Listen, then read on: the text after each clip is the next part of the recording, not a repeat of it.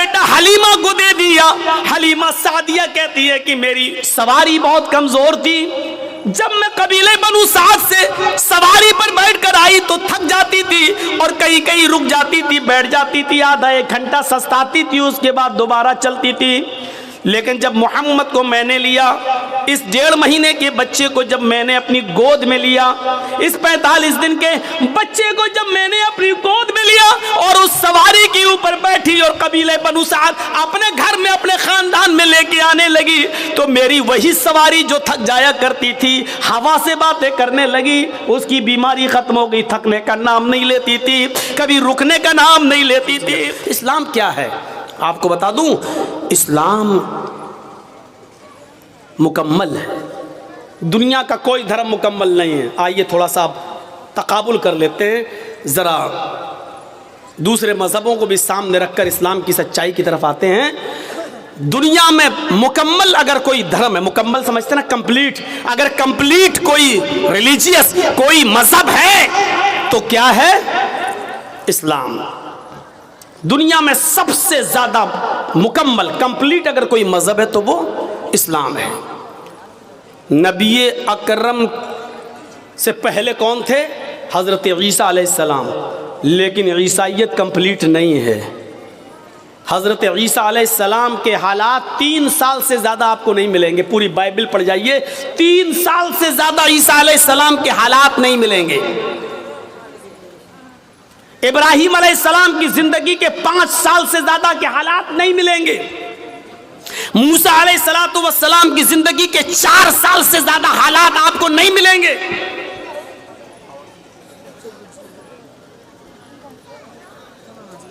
पढ़ जाइए आप, पूरी रामायण पढ़ जाइए, दोनों रामायण, रामचरितमानस तुलसीदास जी की और वाल्मीकि रामायण वाल्मीकि जी की। रामचंद्र जी के हालात का अगर आप जायजा लें तो पूरी जिंदगी के हालात उनके भी नहीं मिलेंगे। सिर्फ महाभारत के एक युद्ध के इर्द गिर्द वो घूमती है उनकी पूरी कहानी।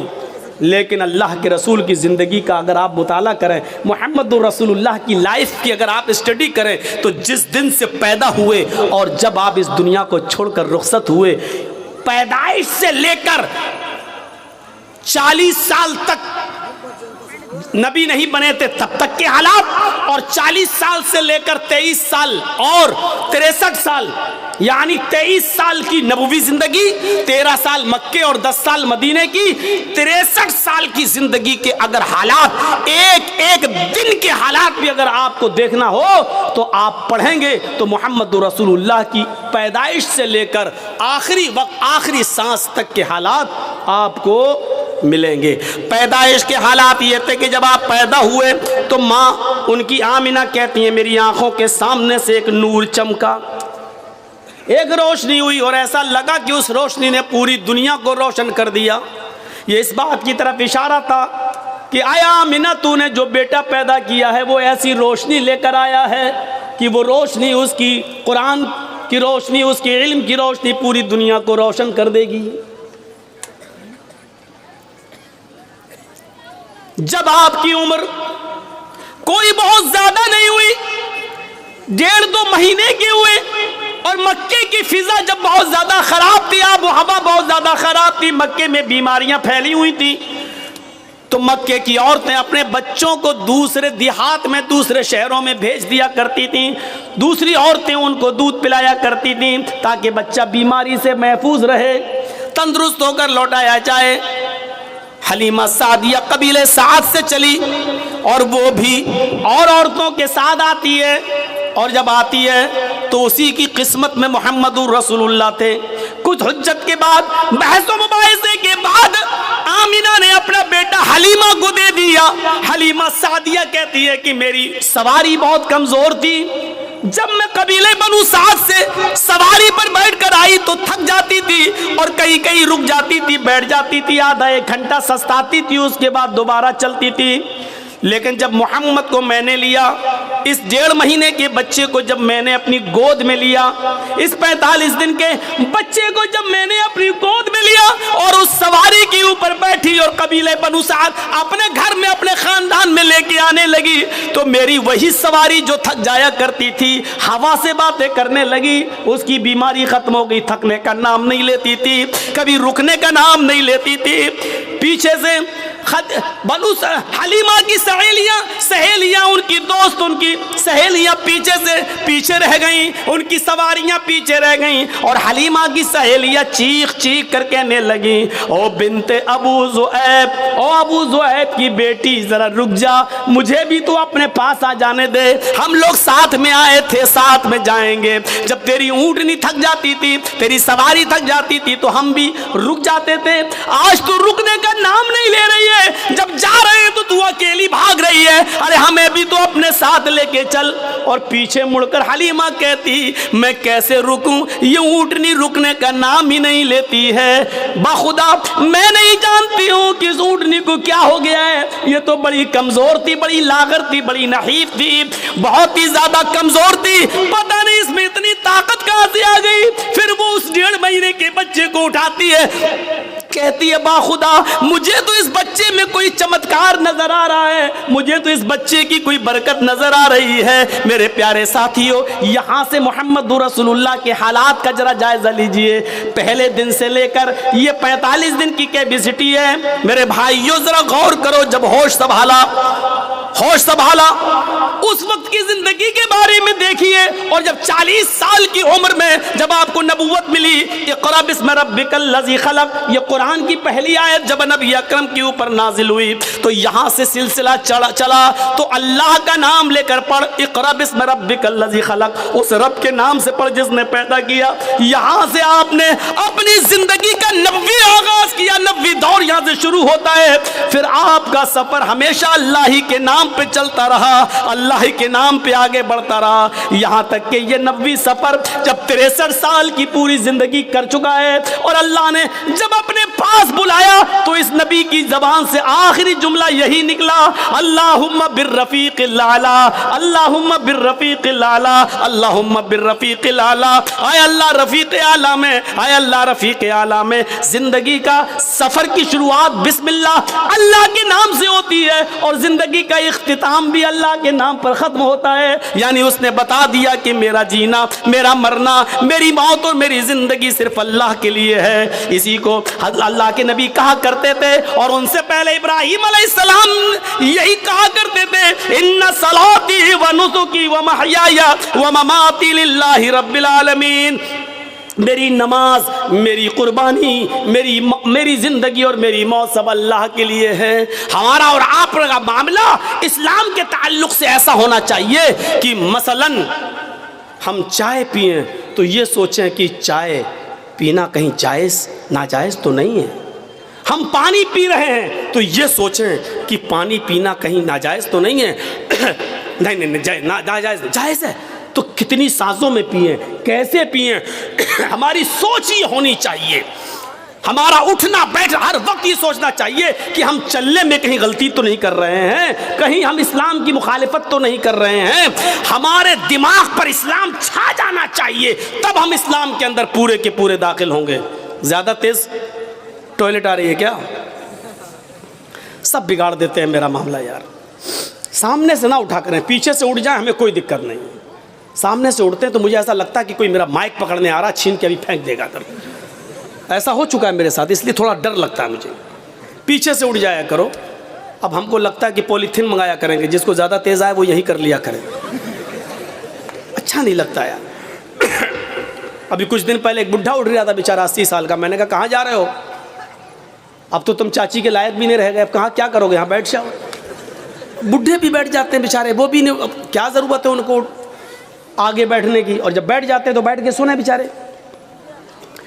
तो सुनिए, ये हमारे दिमाग पे छा जाना चाहिए, और जब ये चीज़ हमारे दिमाग पे छाएगी तभी हम इस्लाम पर मुकम्मल अमल कर सकते हैं और दाखिल हो सकते हैं। मसलन एक बहुत भूखा आदमी था, सुना आपने? नहीं सुना? एक बहुत भूखा आदमी था। अब भूख की वजह से उसका हाल ख़राब था, बस उसको ये था कि किसी तरीके से रोटी मिल जाए। कहीं में, लेकिन नहीं मिल रही। इतना भूखा था कि भूख की वजह से बिल्कुल बेचैन था। ऐसे ही किसी ने उससे पूछा, भाई 2 + 2 कितना हुआ? 2 और 2 कितना? उसने कहा 4 रोटी।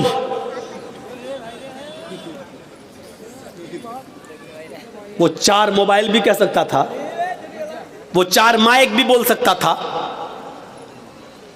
वो 4 गिलास भी बोल सकता था, वो 4 प्लेट भी बोल सकता था, लेकिन नहीं। और क्या जरूरत थी 4 माइक, 4 प्लेट, 4 गिलास बोलने की? उससे तो इतना पूछा गया 2 + 2 कितना, 2 और 2 कितना? उसको जवाब देना चाहिए 4, लेकिन उसने क्या कहा? 4 रोटी। क्यों कहा रोटी? क्योंकि उसके दिमाग में वही भरा पड़ा था कि हमें खाना कहीं से मिल जाए। यहां तक कि सवाल का पहला हिस्सा तो सही दिया, लेकिन आगे रोटी कह गया। 4 के बाद रोटी, क्योंकि उसके दिमाग में वो रोटी भरा हुआ, खाना मिल जाए। मेरे भाइयों, यही हमारा इस्लाम के साथ यही सुलूक होना चाहिए। हम उठे तो सोचे कि इस्लाम की मुखालिफत तो नहीं हो रही है, हम बैठे तो सोचे कि हमारा बैठना गैर इस्लामी तो नहीं है, हम चले तो सोचे कि हमारा चलना गैर इस्लामी तो नहीं है, हम शादी करें तो सोचे कि हमारा चलना गैर इस्लामी तो नहीं है, हम खाएं पिए या जो मेहनत, जो बिजनेस, जो कारोबार कर रहे हैं उसके बारे में सोचे कि कहीं गैर इस्लामी तो नहीं है। जब तक हम ऐसा नहीं करेंगे, हम इस्लाम के अंदर पूरे के पूरे दाखिल नहीं हो सकते हैं। इस्लाम मुकम्मल एक मजहब है, कंप्लीट, क्योंकि इस्लाम ने कोई चीज बाकी नहीं छोड़ी है। मैंने कहा ना, इन लोगों की जिंदगी के सिर्फ 4 साल के हालात मौजूद हैं, बस। ईसा अलैहिस्सलाम के 3 साल के हालात मौजूद हैं। आज चले जाइए ईसाइयों के पास और पूछिए कि शादी कैसे होनी चाहिए, ईसाई नहीं बता पाएंगे। क्यों नहीं बता पाएंगे? उनको मालूम ही नहीं है। क्यों? ईसा अलैहिस्सलाम ने शादी ही नहीं की थी। जब शादी नहीं की तो उनको शादी के हालात मालूम नहीं, शादी कैसे होना चाहिए। ये पूरी बाइबल पढ़ जाओ, शादी सिर्फ इतना लिखा है कि अपनी जिंदगी अगर पाकीज़ा गुजारना चाहते हो तो शादी कर लो, बस इतना लिखा है। अपनी जिंदगी पाकीज़ा गुजारना चाहते हो तो शादी कर लो, लेकिन शादी कैसे करो, किस उम्र में करो, लड़की बड़ी होनी चाहिए या छोटी होनी चाहिए, फिर शादी के बाद बीवी के साथ किस तरह रहो, मेहर कितना होना चाहिए, ये तमाम चीजें बाइबल बताने से खामोश है। वेद आप पढ़ें तो वेदों में भी लिखा है कि रामचंद्र जी ने भी शादी की थी, लिहाजा तुम विवाह करके अपने आप को सुरक्षित कर लो। लेकिन शादी कैसे होना चाहिए ये आपको न वेदों में मिलेगा, न रामायण में, न गीता के अंदर। कहीं पर भी आप चले जाइए, पूरा न मंजर आपको नहीं मिल सकता, क्योंकि कोई धर्म कंप्लीट नहीं है। इस्लाम से पूछिए, मोहम्मद रसूलुल्लाह से सवाल कीजिए कि शादी कैसे करना चाहिए, तो अल्लाह के नबी सल्लल्लाहु अलैहि वसल्लम की शरीयत जवाब देगी। जैसे मोहम्मद रसूलुल्लाह ने 25 साल की उम्र में अपनी से 15 साल बड़ी हजरत खदीजा को अपने निकाह में लाए, ये नहीं देगा कि ये हमसे उम्र में बड़ी है और इसका पहला शौहर तलाक दे चुका है या इंतकाल कर चुका है, ये बेवा है, किसी की शौहर मर गया, ये उसके बाद की वह बची हुई बीवी है और खदीजा के 2 बच्चे भी हैं, हम शादी कर लेंगे तो उसको भी संभालना पड़ेगा। ये सब नहीं सोचा, बल्कि आपने निकाह कर लिया। खदीजा ने पैगाम भेजा था, अल्लाह के नबी सल्लल्लाहु अलैहि वसल्लम ने अपने चचा अबू तालिब से मशवरा करने के बाद एक्सेप्ट कर लिया। शरीयत जवाब देगी कि बड़ी उम्र की औरतों से निकाह करना कोई बुरा नहीं है।